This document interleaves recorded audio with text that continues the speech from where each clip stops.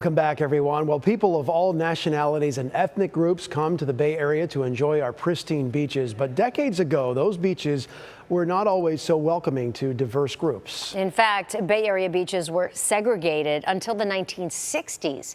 Tonight, our in-depth reporter Anthony Hill is taking a closer look at the disturbing history of some of these and the efforts it took to open them to everyone.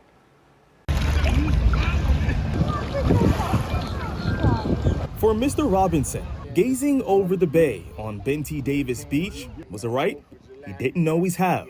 So you said back in the 50s, there were actual signs posted along Benty Davis Beach. Yeah, the late 50s, early 60s that said no colored Jews or dogs, which meant stay away black folks, Jews, and dogs.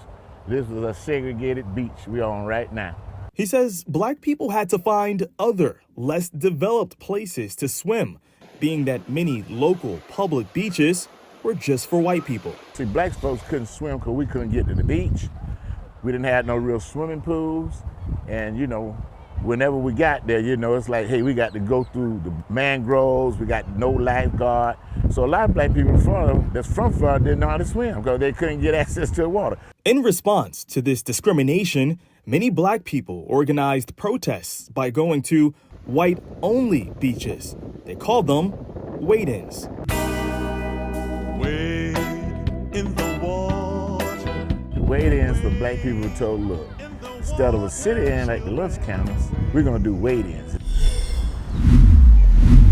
Across the bay in St. Petersburg, African Americans face the same reality, as beaches there were also segregated. This picture here, is this the same pier that's outside of this building here?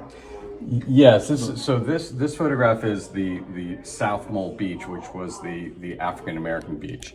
On the other side of the pier, the same area that our current pier is today, was Spa Beach. So that the pier actually segregated the two beaches. The St. Petersburg Museum of History has a temporary exhibit called Civil Rights in the Sunshine State. This exhibit covers the civil rights activities, the struggles, the fights, of everything that happened during the civil rights era in the United States. When you're in school, you learn about Jackson, Birmingham, you learn about Memphis. You don't learn about St. Augustine or Jacksonville or St. Petersburg.